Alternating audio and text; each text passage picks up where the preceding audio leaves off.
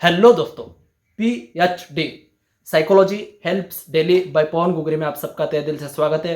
दोस्तों 21 day challenge of book reading and apply in daily life, इस challenge का आज डे 13 भी बहुत ही सक्सेसफुल तरीके से कंप्लीट कर चुका हूँ। दोस्तों आज मैंने जो किताब पढ़ा है उस किताब का नाम है अ वर्ल्ड विदाउट वर्क और इसके लेखक है डैनियल सस्किन। दोस्तों डे 12 से लेकर इस किताब को मैं पढ़ रहा हूँ। आपने अगर इस वीडियो को अभी तक नहीं देखा है तो देखिए, क्योंकि ये पार्ट 1 वाला वीडियो है, इस किताब का पार्ट 1 वाला वो वीडियो है। आप वो वीडियो देखोगे तो आपको इस वीडियो में मैं जो बात कर रहा हूँ वो आपको आसानी से समझ में आएगा और इसको आप अच्छे तरीके से समझ पाओगे। दोस्तों अब ये जो वीडियो होने वाला है इस किताब का पार्ट 2 वाला वीडियो होने वाला है और इस वीडियो को जरूर आप एंड तक जरूर देखिएगा, क्योंकि आप बीच में इस वीडियो को स्क्रॉल करोगे या इसको बीच में छोड़ देंगे तो आपको इस वीडियो का कोई भी फ़ायदा नहीं हो पाएगा और आप इस वीडियो में जो मैं बात कर रहा हूँ वो आप समझ नहीं पाओगे। दोस्तों इसीलिए आप वीडियो देखते हो तो ज़रूर एंड तक देखने का प्रयास करिए और एंड तक जरूर देखिए ताकि आपको पूरी तरीके से नॉलेज मिल सकता है। दोस्तों अब मैं आपको एक चीज़ बताना चाहूँगा, अभी तक मैं इस डे 13 तक अलग अलग किताब को पढ़ा हूँ। अभी ये तीसरा किताब चल रहा है। दोस्तों अभी तक मैंने 2 किताब को पढ़ के कंप्लीट कर चुका हूँ। पहला किताब है the magic of thinking big, जिसके लेखक है डेविड शॉर्ट्स और इसको हिंदी में किताब इस किताब का नाम है बड़ी सोच का बड़ा जादू। और दूसरा जो किताब पढ़ा है उस किताब का नाम है थिंक लाइक अ मंक और इसके लेखक है जय शेट्टी और इसका हिंदी अनुवाद भी है, हिंदी में है सन्यासी की तरह सोचे। दोस्तों आपने इस वीडियो को नहीं देखा है तो मैं इस 21 डे चैलेंज बुक रीडिंग का जो सेशन है और इसका मैं अलग ही मैं एक प्लेलिस्ट बनाया हूँ। आप उस प्लेलिस्ट में जाके सभी वीडियोस को देख सकते हो और बहुत सारे मेरे चैनल पे अभी तक 46 वीडियो अवेलेबल है, उसको देख सकते हो। 47 वाला ये वीडियो चल रहा है। दोस्तों ज़्यादा देर ना करते हुए मैं असली मुद्दे पे बात करना पसंद करूंगा और मेन टॉपिक के ऊपर बात करूंगा। दोस्तों इस डे 13 के दिन मैंने जो इस किताब से सीखा है वो मैं आपको बताने का प्रयास करता हूँ। अभी तक हमने इस किताब के 2 टॉपिक को हमने कवर कर चुके हैं और उसके बारे में मैं मेरा एक्सपीरियंस शेयर कर चुका हूँ। दोस्तों अब हम इस किताब के टॉपिक नंबर 3 और टॉपिक नंबर 4 यानी इस किताब के टॉपिक नंबर 3 और टॉपिक नंबर 4 के बारे में बात करेंगे, जिसको समझने में आपको आसानी होगा। और ज़रूर दोस्तों इस टॉपिक में बहुत ही इंटरेस्टिंग ऐसे चीज़ें हैं जो कि हमें जानना बहुत ही ज़रूरी है और साथ ही साथ ये जानना और इसके बारे में अवेयर होना बहुत ही ज़रूरी है। तो दोस्तों इसीलिए इस वीडियो को जरूर एंड तक देखिए। दोस्तों बहुत ही इंटरेस्टिंग वीडियो होने वाला है, बस आप एंड तक बने रहिए। दोस्तों चलो अब हम बात करेंगे टॉपिक नंबर 3 के बारे में। टॉपिक नंबर 3 प्रैग्मेटिस्ट रिवोल्यूशन यानी व्यावहारिक क्रांति। दोस्तों प्लेटो के शिष्य एरिस्टोटल ने कहा था, जो कि इंग्लिश में इस तरीके से है, जिसको मैं पढ़ के बताऊंगा और उसको मैं हिंदी में आपको बताऊंगा। दोस्तों ये इस तरीके से है, what would happen to the world if every tool we had could perform the task either at bidding or itself perceiving the need। दोस्तों इसका अर्थ ऐसा हुआ कि मनुष्य के भविष्य में क्या होगा अगर मशीनें काम करने लगे, यानी मशीनें मनुष्य के बताने से या अपने आप में काम करने लगे तो भविष्य में इंसान के कामों का क्या होगा। इसके बारे में उन्होंने बहुत अच्छी तरीके से उन्होंने एक वाक्य कहा। दोस्तों उनका ये दूरदृष्टि अगर देखा जाए आज उस सच में ऐसा हो रहा है। आप देख सकते हो AI की दुनिया में ये चीज़ें अभी संभव हो रहा है। दोस्तों आज हम जिसे AI या रोबोटिक्स कहते हैं उसे 1920 में एटोमेटा कहा जाता था। दोस्तों इतिहास का एक रोचक बात बताऊं तो 15वीं सदी में लियोनार्डो दा विंची जो कि एक फेमस चित्रकार है, उन्होंने उस जमाने में एक ह्यूमनॉइड रोबोट का एक चित्र बनाया था। साथ ही साथ उन्होंने एक एटोनोमट एक कार्ट होता है जिसका उन्होंने चित्र बनाया था जो कि AI से रिलेटेड है।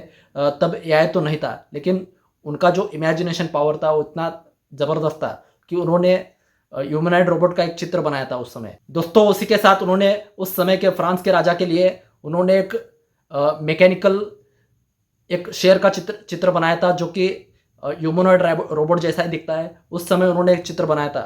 उसी के माध्यम से दोस्तों कईयों ने उसकी कल्पना करके एक सच में ह्यूमनॉइड रोबोट भी बनाने के लिए उसका इस्तेमाल किया गया। दोस्तों 18वीं शताब्दी में जॉक्स डी वैकेंसन नाम के एक व्यक्ति थे जिन्होंने कुछ मशीनें बनाए जो कि इस तरीके से वो मशीनें थे। एक मशीन ऐसा बनाया उन्होंने जो बांसुरी बजाता था और एक ऐसा मशीन बनाया था जो तंबूरा बजाता था। दोस्तों तब ये मशीनें लोगों को इतना मोहित इतना अट्रैक्टिव कर दिया था जो कि लोग इसको एक एंटरटेन के रूप में देखते थे, एक मनोरंजन के रूप में इसको देखने लगे और इसके तरफ एक आश्चर्यचकित होकर देखने लगे। और साथ ही साथ दोस्तों इसको खरीदने के लिए लोग इसके ऊपर पैसे खर्च करने लगे। दोस्तों AI के डेवलपमेंट में बात यहीं पर नहीं रुकी, असली बात तो यही शुरू है। 18वीं शताब्दी के बाद लोगों को नहीं लगा कि कभी AI इंटेलेक्चुअल काम भी कर सकता है। इंटेलेक्चुअल यानी बौद्धिक तरीके से बौद्धिक लेवल के ऊपर भी काम कर सकता है, ये किसी ने सोचा भी नहीं था।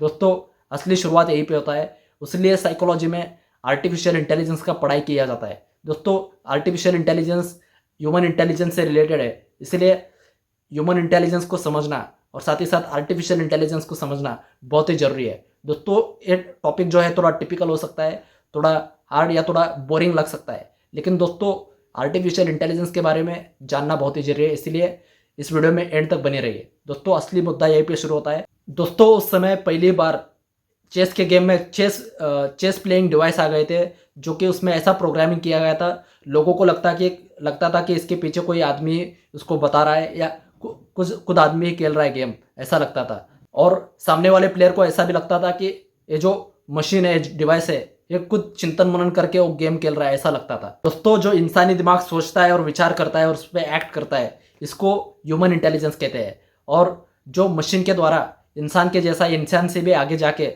वो कोई विचार करता है, विमर्श करता है, उस पर एक्ट करता है, इसे आर्टिफिशियल इंटेलिजेंस कहते हैं।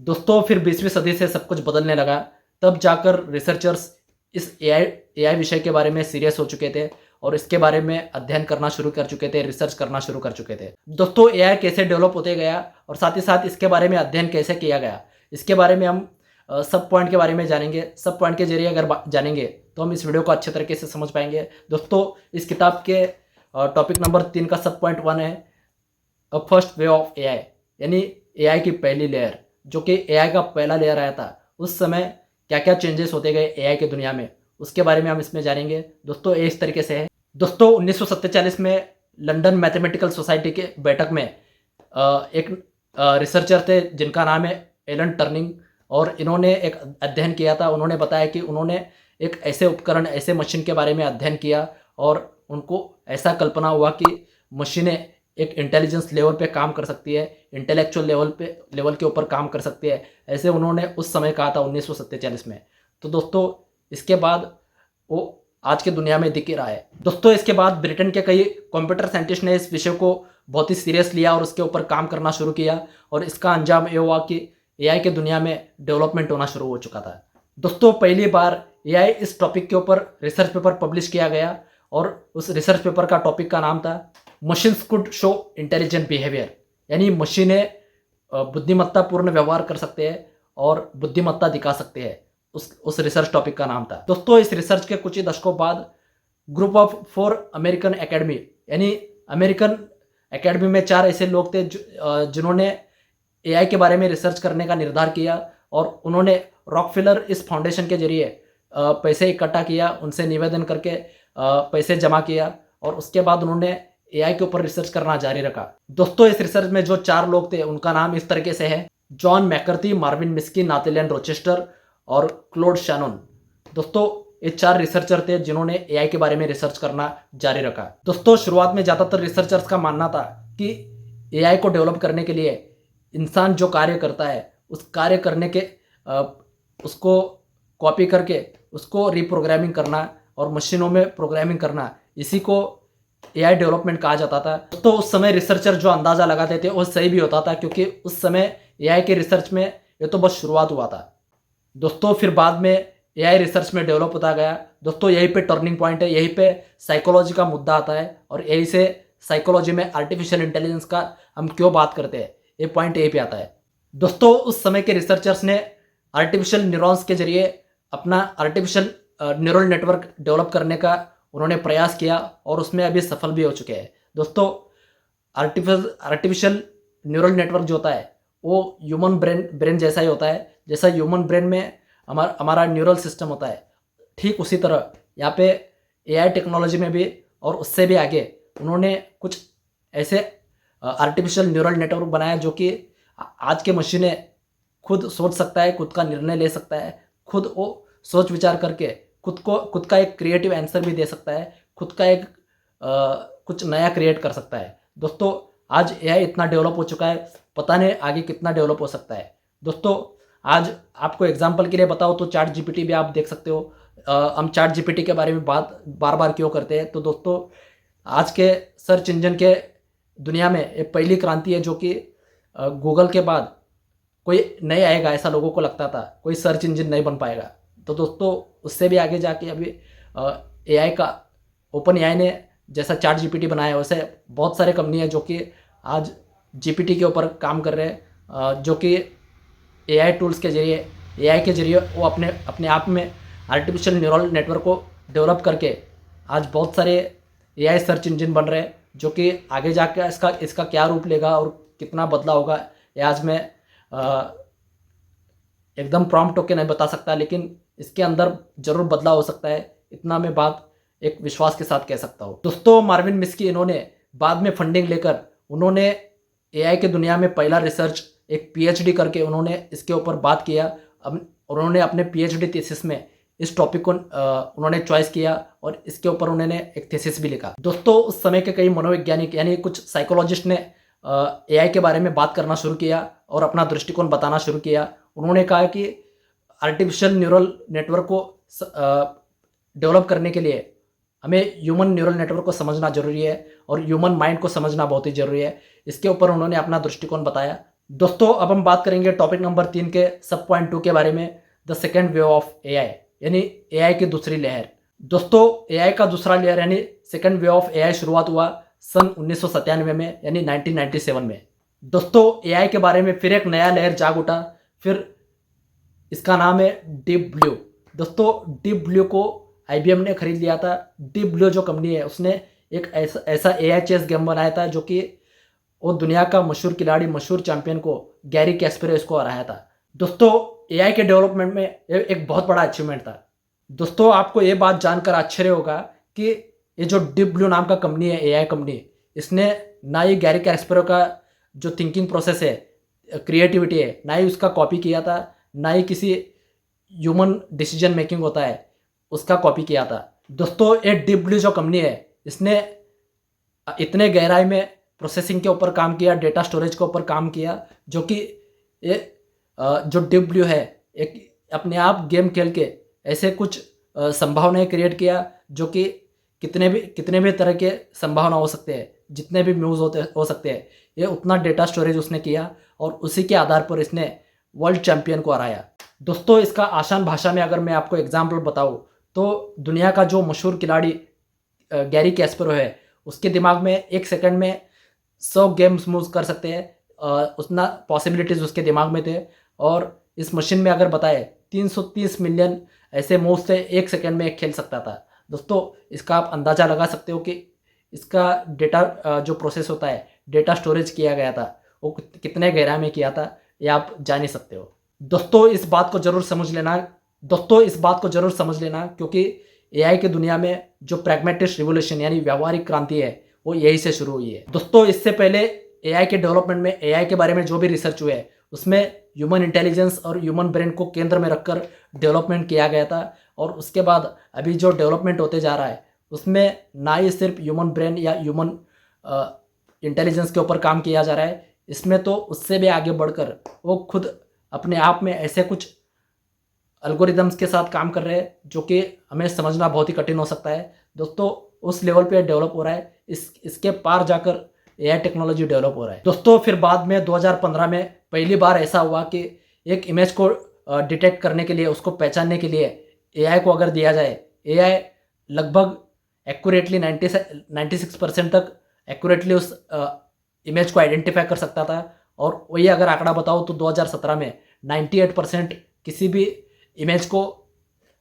आइडेंटिफाई करने लगा। दोस्तों एआई की इस दूसरी लहर में यानी सेकेंड वे ऑफ एआई में अब मशीनें जो डेवलप हो रहे हैं, एआई डेवलप हो रहा है, ये ना कि सिर्फ इंसान के दिमाग के ऊपर या इंसान के ह्यूमन इंटेलिजेंस के ऊपर डिपेंड नहीं है, ये इसके भी आगे जाके एल्गोरिथम के ऊपर काम कर रहा है जो कि एक बहुत बड़े विशाल डेटा होता है, उसके जरिए अपने आप को डेवलप कर पा रहा है। दोस्तों अगर आप टेक फील्ड से रिलेटेड हो, आप टेक्नोलॉजी के बारे में अच्छे से जानते हो तो आप एल्गोरिदम इस शब्द को अच्छे तरीके से जान सकते हो, एल्गोरिदम क्या होता है।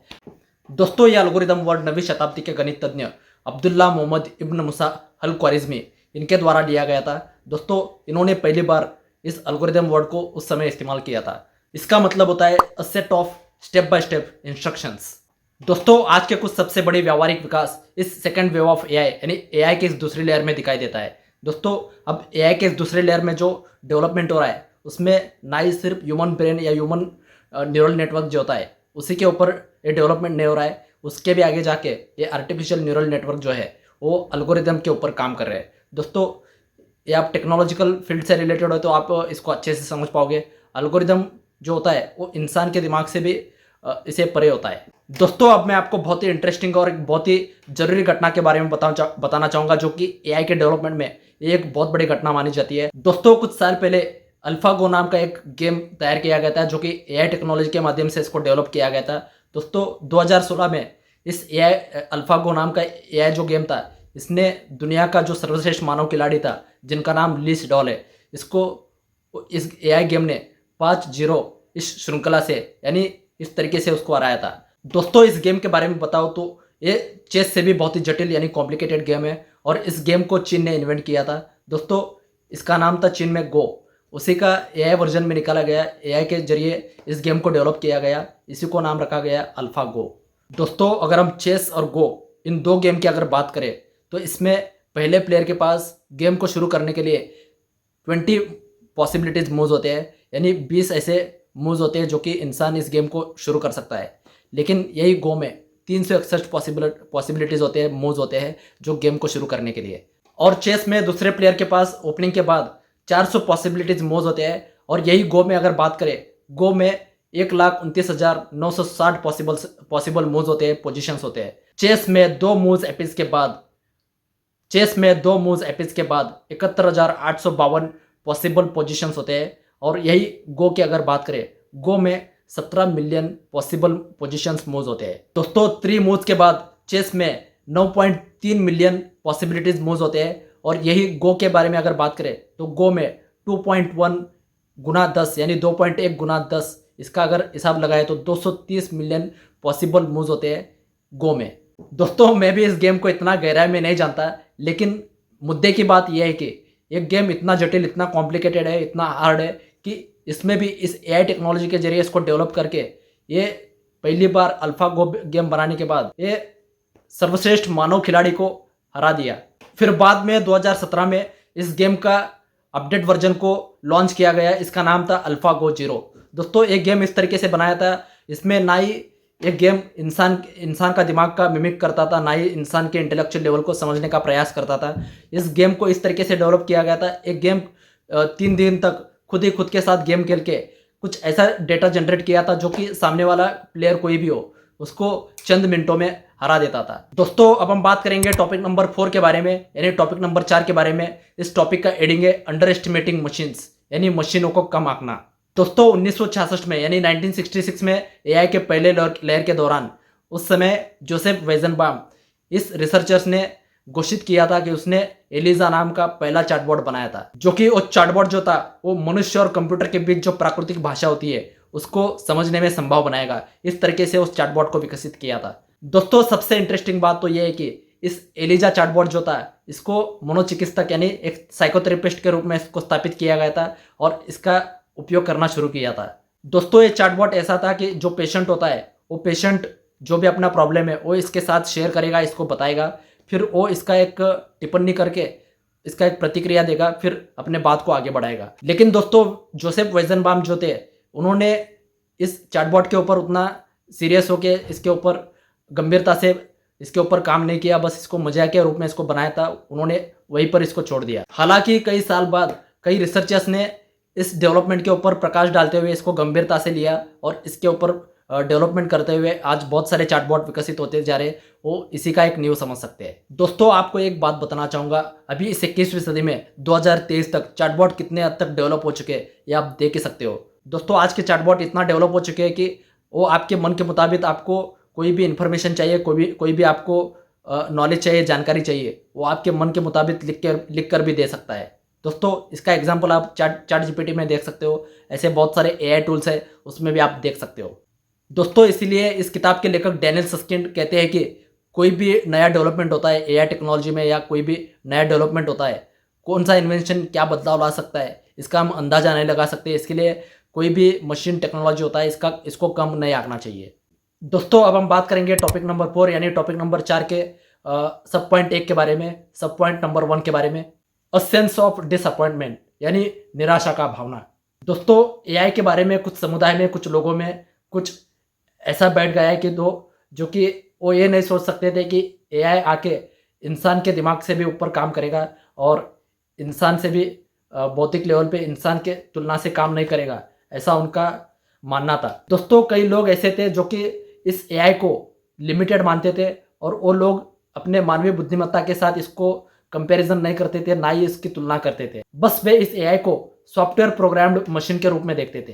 दोस्तों कुछ एक्सपर्ट्स का कहना है कि इस व्यावसायिक जगत में या इस सोशल मीडिया के जगत में जो आर्टिफिशियल इंटेलिजेंस के बारे में जो बात हो रही है वो मानवीय बुद्धिमत्ता से उभरी हुई है, यानी उससे भी आगे है। दोस्तों डैनियल सस्किंड आगे कहते हैं कि पता नहीं क्यों ये आलोचक जो है वो इस तरीके से बात करते हैं एआई के बारे में और जो भी मशीनें हैं उसके बारे में इस तरीके से बातें क्यों करते हैं कि केवल इंसान ही इस काम को अच्छे से कर सकता है।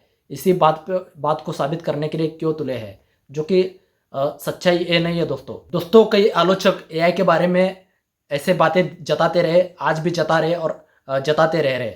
दोस्तों अब हम बात करेंगे टॉपिक नंबर 4 सब पॉइंट 2 के बारे में, यानी टॉपिक नंबर 4 सब पॉइंट 2 के बारे में। दोस्तों ये इस तरीके से है, आर्टिफिशियल जनरल इंटेलिजेंस यानी सामान्य कृत्रिम बुद्धिमत्ता।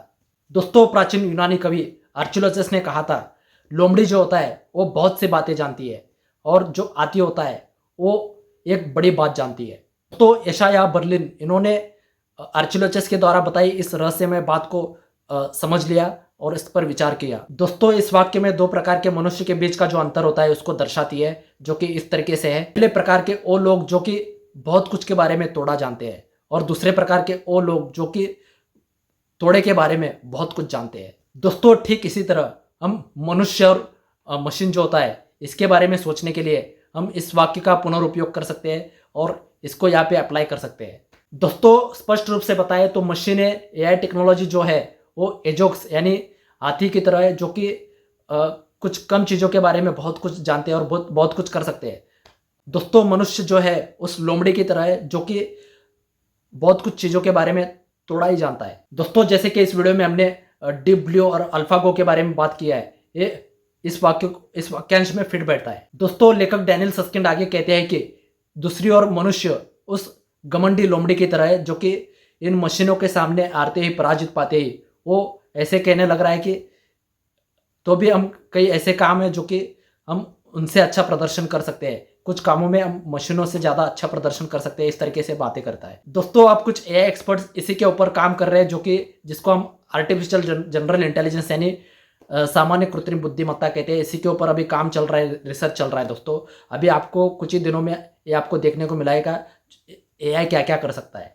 दोस्तों अब हम बात करेंगे टॉपिक 4 सब पॉइंट 3 के बारे में, रिविजिटिंग द इकोनॉमिस्ट यानी अर्थशास्त्रियों द्वारा पुनरावलोकन करना या उनके द्वारा गौर करना। दोस्तों एआई का जो व्यावहारिक क्रांति हुआ है, जो प्रैग्मेटिक रिवोल्यूशन हुआ है, उसका अर्थशास्त्रों पर, इकोनॉमिस्ट पर भी बहुत गहरा असर हुआ है और असर होते आ रहा है। दोस्तों 2003 में डेविड ऑटर उनके सहयोगी ने एक कंसेप्ट शुरू किया था जिसका नाम है एएलएम, जो कि एक सॉफ्टवेयर प्रोग्रामिंग होता है, जो कि उस समय उसका बहुत ज़्यादा क्रेज था और उसके ऊपर काम चलता था। दोस्तों इस परिकल्पना को पीछे छोड़ते हुए अब एआई टेक्नोलॉजी इतना डेवलप हो चुका है कि अभी इससे बहुत आगे पहुंच चुका है। दोस्तों आज आप देख सकते हैं कि एआई ऑटोमेशन में आज इतना चेंजेस होते जा रहा है, जो कि ड्राइवरलेस कार और उसके बाद लीगल राइटिंग्स में चेंजेस होते जा रहे हैं, उसके बाद मेडिकल डायग्नोसिस में आज बहुत सारी जगह पे ऑटोमेशन में डेवलप होते जा रहा है। आज बहुत बड़े बड़े कंपनी में आज बहुत सारे ऑटोमेशंस डेवलप होते जा रहा है, जो कि वहाँ पे बहुत ही आसानी से काम हो रहा है। दोस्तों अगर मेडिकल फील्ड की अगर बात करें तो आज एआई की मशीनें इतने डेवलप हो चुकी है कि वो अपने आंखों में जो प्रॉब्लम होती है, जो समस्या होती है, उसको अच्छी तरीके से पहचान सकता है और कैंसर को डिटेक्ट कर सकता है, उसको पहचान सकता है। दोस्तों रेस्टोरेंट या होटल जैसे सर्विसेज में भी आज एआई और जो रोबोटिक्स होते हैं उसका भी इस्तेमाल बहुत ही बड़े पैमाने पर किया जा रहा है। और दोस्तों इसमें अगर बताएं तो इसमें ऑर्डर लेने से लेकर कस्टमर को सर्विस देने तक, उनका बिल पे होने तक, ऐसा इस तरीके से सर्विस दिया जा रहा है।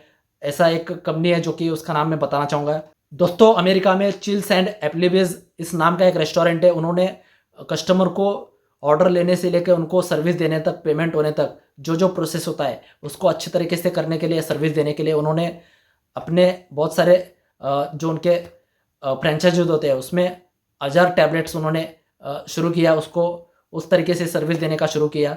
और इसी का अभी अनुकरण करते हुए बहुत सारे जो ब्रांडेड कंपनियां हैं, जो कि मैकडोनल्ड्स, ऐसे बहुत सारे बड़े बड़े कंपनियां हैं, वो भी इसका अनुसरण करके इसको डेवलप करके वो भी यूज़ कर रहे हैं। दोस्तों ऐसे बहुत सारे एग्जाम्पल है। ये एग्जाम्पल मैं क्यों बता रहा हूँ, क्योंकि इसका जो संबंध है ये डायरेक्टली ह्यूमन वर्क के ऊपर संबंध है। इसका जो इफेक्ट पड़ता है ये ह्यूमन वर्क पर पड़ता है। अगर ह्यूमन वर्क पर इफेक्ट पड़ता है तो ह्यूमन जो फाइनेंशियल कंडीशन होता है उसके ऊपर इफेक्ट पड़ता है। फाइनेंशियल कंडीशन पे अगर इफेक्ट पड़ रहा है तो इनडायरेक्टली और डायरेक्टली ह्यूमन का जो ब्रेन होता है, माइंड होता है, ह्यूमन का जो मानसिकता होती है, उसके ऊपर इसका बहुत सारा इफेक्ट पड़ता है। दोस्तों इसी की वजह से बहुत सारे साइकोलॉजिकल प्रॉब्लम इंसान की ज़िंदगी में हो सकते हैं और वो साइकोलॉजिकल डिस्टर्ब हो सकता है और उसके बहुत सारे ऐसे प्रॉब्लम शुरू हो सकते हैं जो कि इससे पहले हम नहीं पाते थे। दोस्तों एआई की वजह से बहुत सारे चीज़ों में अच्छे भी हो सकते हैं और बहुत सारे ऐसे भी कंट्री जैसे कि इंडिया आज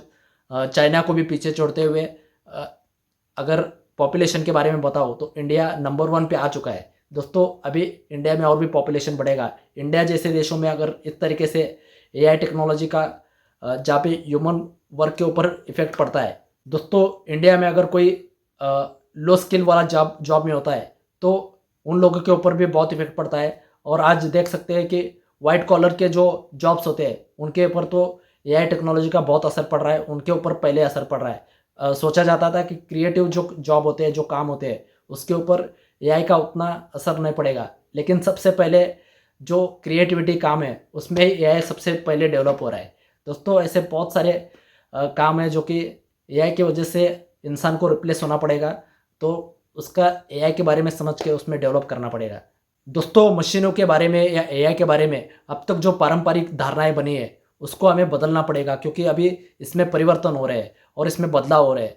तो दोस्तों इसी के साथ हम भी हमारे अंदर इस परिवर्तन के साथ, इस एआई के बदलती धारणाओं के साथ हमारे धारणाओं को बदलना पड़ेगा और इसको समझना पड़ेगा और अपने वर्क स्टाइल में भी बदलाव लाना पड़ेगा। दोस्तों तभी हम अपने खुद को और अपने देश को आर्थिक दृष्टि से, मानसिक दृष्टि से और हर दृष्टिकोण से अगर हम सक्षम बनेंगे तो ही हम आगे बढ़ पाएंगे और अच्छे से डेवलप कर पाएंगे। दोस्तों अगर फाइनेंशियल क्राइसिस बढ़ जाता है तो इसका सीधा सा परिणाम मेंटल हेल्थ के ऊपर पड़ता है और उस वजह से बहुत सारे मानसिक समस्याएं उत्पन्न हो सकते हैं और उसमें बहुत सारे मानसिक समस्याएं उभर कर आ सकते हैं। और साथ ही साथ दोस्तों इसका असर फिजिकल हेल्थ के ऊपर भी पड़ता है, शारीरिक बहुत सारे परिणाम हो सकते हैं। और साथ दोस्तों इसके बारे में अगर हमें जागरूक होंगे तो इससे हम बच सकते हैं, इसीलिए बोला जाता है prevention is better than cure. दोस्तों अब हम बात करेंगे टॉपिक नंबर 4 सब पॉइंट 4 के बारे में। दोस्तों द आर्टिफिशियल इंटेलिजेंस फैलेसी, यानी कृत्रिम बुद्धिमत्ता के बारे में भ्रांतियां और भ्रम।